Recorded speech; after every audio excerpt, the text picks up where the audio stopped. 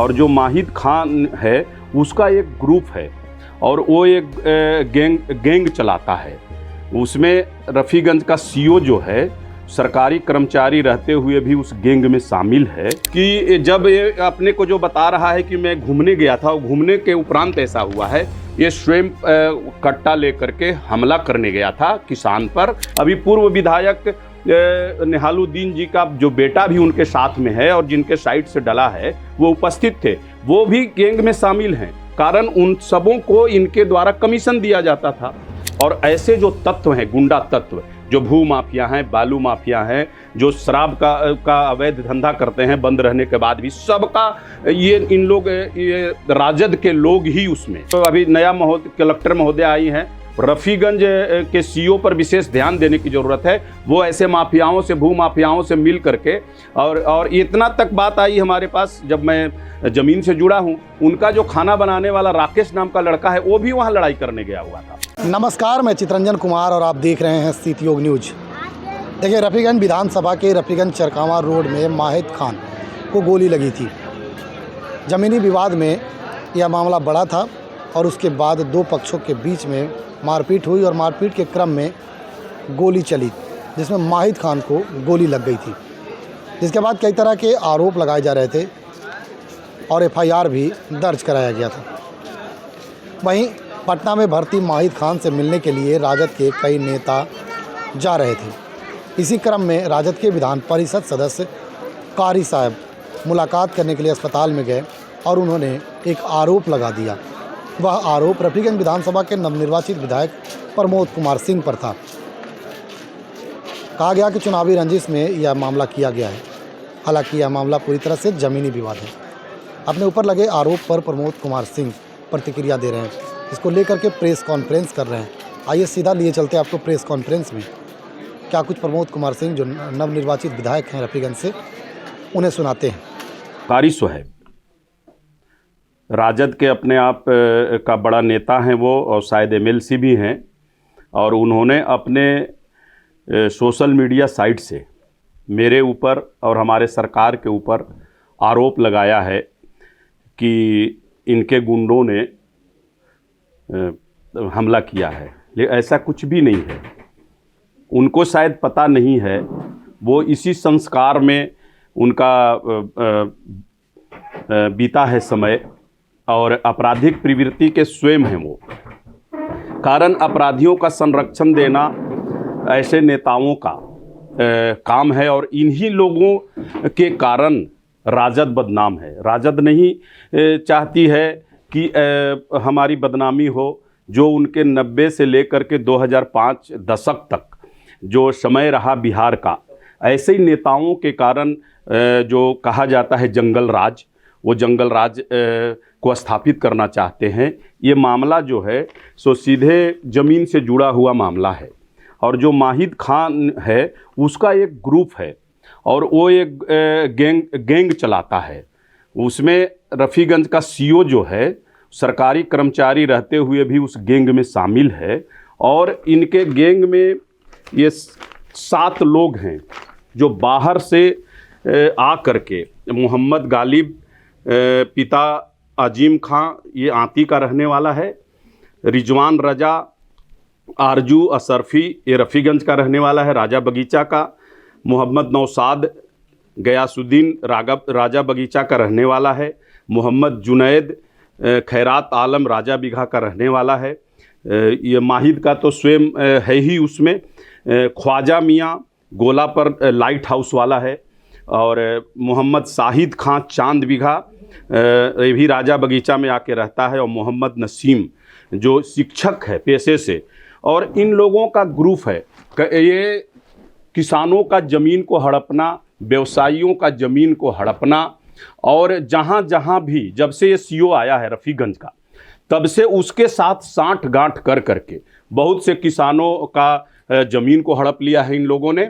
और अभी भी इनका काम निरंतर चल रहा है। कासमा में एक संतोष पाठक, जिनका 100 वर्षों से ज़मीन उनका पुश्तैनी ज़मीन है, और उस पर भी कब्जा करने माहिद खान गया था कासमा। यानी ये गुंडा बदमाश है। इसका आप लोग वीडियो में देखे होंगे कि जब ये अपने को जो बता रहा है कि मैं घूमने गया था, और घूमने के उपरांत ऐसा हुआ है, ये स्वयं कट्टा लेकर के हमला करने गया था किसान पर, और उसके तहत जब वहाँ गांव के लोग अपना किसान के साथ आए तो दोनों पक्षों में मारपीट हुआ, जिसका एफआईआर ये है, वो उसके तरफ से है। एफआईआर नंबर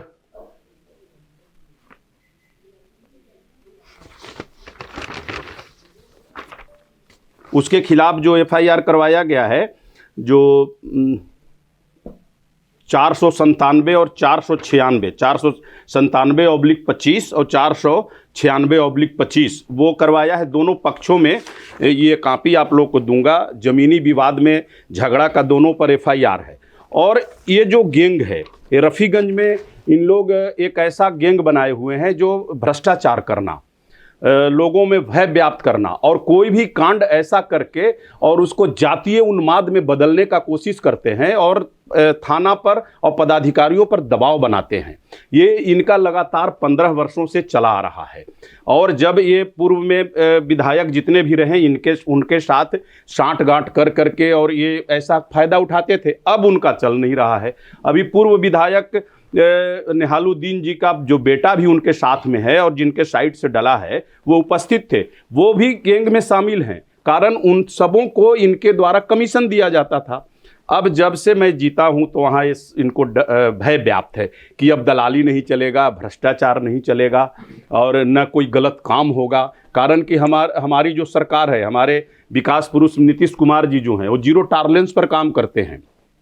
केंद्र की सरकार जो है वो विकास पे भरोसा करती है। जात पात और धर्म की बात हम लोग नहीं करते हैं, हम लोग विकास की बात करते हैं। और उसी तहत जब मैं जीता हूं तो वहां जितनी भी अराजकता है और ऐसे जो तत्व हैं, गुंडा तत्व, जो भू माफिया हैं, बालू माफिया हैं, जो शराब का अवैध धंधा करते हैं बंद रहने के बाद भी, सबका इन लोग, ये राजद के लोग ही उसमें, ऐसे लोग राजद को बदनाम करने के लिए ऐसा गैंग बना करके और धार्मिक उन्माद फैलाने का समाज में एक साजिश रहता है इनका कि हमसे अधिकारी डरे और कि हम ज़्यादा आप लोग हम पे दबाव बनाएंगे तो हम धार्मिक उन्माद फैलाएंगे, जो कि हमारी सरकार सभी जाति और धर्म को साथ लेकर के चलती है। और आज नीतीश कुमार जी सबसे ज़्यादा माइनॉरिटी के लिए जो काम किए हैं, अभी तक बिहार के इतिहास में कोई नेता नहीं किया है।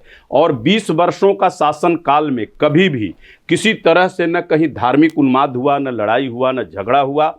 और माइनॉरिटी के लिए सबसे ज़्यादा यदि कोई काम किया है तो हमारी सरकार जदयू की और विकास पुरुष नीतीश कुमार जी किए हैं।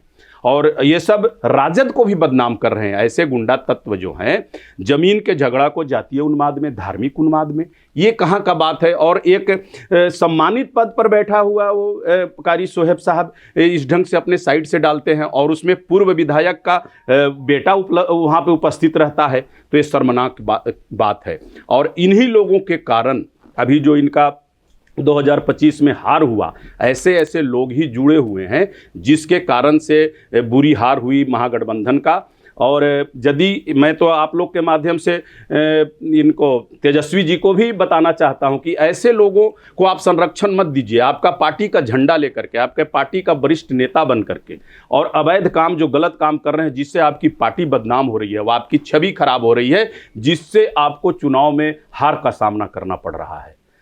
इस संदर्भ में आगे आप क्या करना चाहेंगे, क्योंकि आरोप डायरेक्ट आप पर लगाया जा रहा है? मैं बता रहा हूं कि जब हमारी सुशासन की सरकार है, सुशासन के अनुसार चलेगा, रफ़ीगंज में चहुमुखी विकास होगा। और ऐसे तत्व जो गलत काम करेंगे, किसी किसान को सताएंगे, किसी व्यवसायिकों को सताएंगे, महिलाओं को सताएंगे, युवाओं को सताएंगे, उन पर कार्रवाई होगी। और सुशासन की सरकार है, इसमें कोई नहीं बचेगा। और रफ़ीगंज में चहुमुखी विकास करूंगा। यहाँ कोई न भ्रष्टाचार होगा, न दलाली चलेगा, न किसी तरह का कोई गलत काम कर सकता है मेरे रहते। प्राथमिकी दर्ज कराएंगे? प्राथमिकी देखेंगे, विचार करेंगे, वकील से बात करके इसमें और प्राथमिकी भी कराएंगे। कारण कि ये दोनों एफआईआर का कॉपी आप लोग को दे रहा हूँ। इनका ज़मीनी विवाद का ये कॉपी है। दो पक्षों में ज़मीन विवाद का झगड़ा हुआ है और उसको ऐसा पद पर रहते हुए हमारे ऊपर आरोप लगाना ये निराधार है। मैं इसको खंडन करता हूं और वकील से सलाह लेकर के और उन पे कार्रवाई करूंगा, केस करूंगा। कॉर्पोरेट आप रफीगंज गए हुए थे, भ्रष्टाचार के मुद्दे पर ही जब शिकायत मिला था तो आप अंचल कार्यालय भी गए हुए थे रफीगंज में, और उसी दिन जो गोली चली थी तो पूरा रफीगंज जानता है, पूरा जिला जानता है कि जमीनी विवाद में गोली चला है और पारिवारिक मैटर का ही जो है विवाद है, और एक दूसरे को जमीन बेचे जाने के कारण और बहू के नाम आपको एक दूसरे को बेचा है, और इसके बाद उसके बुआ से भी लिखवाया गया है। तो जमीनी मैटर में विवाद हुआ है, लेकिन सीधा सीधा आरोप तो आप पर लगाया गया है, वो गलत है। मैं तो उसके बारे में आप सबों को बता ही दिया, और इसी के लिए आप लोगों को बुला करके पीसी भी कर रहा हूं कि कम से कम अच्छा प्रशासन को जो अभी नया कलेक्टर महोदय आई हैं, रफ़ीगंज के सीओ पर विशेष ध्यान देने की ज़रूरत है। वो ऐसे माफियाओं से, भू माफियाओं से मिल करके और इतना तक बात आई हमारे पास जब मैं ज़मीन से जुड़ा हूं, उनका जो खाना बनाने वाला राकेश नाम का लड़का है वो भी वहाँ लड़ाई करने गया हुआ था। तो साफ इन्वॉल्वमेंट है सीओ का वहाँ, और सीओ जब तक वहाँ रहेगा रफ़ीगंज में, हम ये बात सरकार को भी बताएंगे, तब तक ऐसी घटनाएं होती रहेगी। कारण ये भू माफियाओं के साथ मिला हुआ है और बहुत सा शिकायत आ रहा है। यदि कहीं कोई अभी तक 1 माह के जब हमारा विधायकी है उसमें यदि कहीं शिकायत आ रही है तो दोनों प्रखंड के सीओ का ही शिकायत आ रहा है। जमीनी विवाद जिसका जेन्युइन है वो भी काम नहीं कर पा रहे हैं। हर कामों में के को लटका करके रखा जा रहा है राजस्व कर्मचारी द्वारा और सीओ द्वारा। ये बर्दाश्त नहीं है, और इसके लिए मैं अभी डीएम नया आई है उनसे भी बात करूंगा, ऊपर अपने अधिकारियों को बताऊंगा, मंत्री को बताऊंगा, और ऐसे भ्रष्ट अधिकारियों के खिलाफ कार्रवाई होगी। कारण हमारा सुशासन का सरकार है। रफीगंज में जो वर्तमान सीईओ है, इनका ही मामला नहीं है, भू माफिया का विवाद जो है शुरू से ही चल रहा है, काफी दिनों से चल रहा है, उसका लड़ाई मैं भी लड़ा। क्या आप निष्पक्ष जांच की मांग करते हैं? निश्चित रूप से निष्पक्ष जांच हो इसका, और ऐसे लोग जो समाज को तोड़ना चाहते हैं, जो अराजकता फैलाना चाहते हैं, उन पे प्रशासन कार्रवाई करे, और जो धार्मिक उन्माद फैलाना चाहते हैं और धार्मिक उन्माद के तहत अपना रोटी सेकना चाहते हैं, उनकी दुकान बंद होनी चाहिए। आप लोग के माध्यम से मैं ये बात बता रहा हूं और इस पे कार्रवाई होनी चाहिए।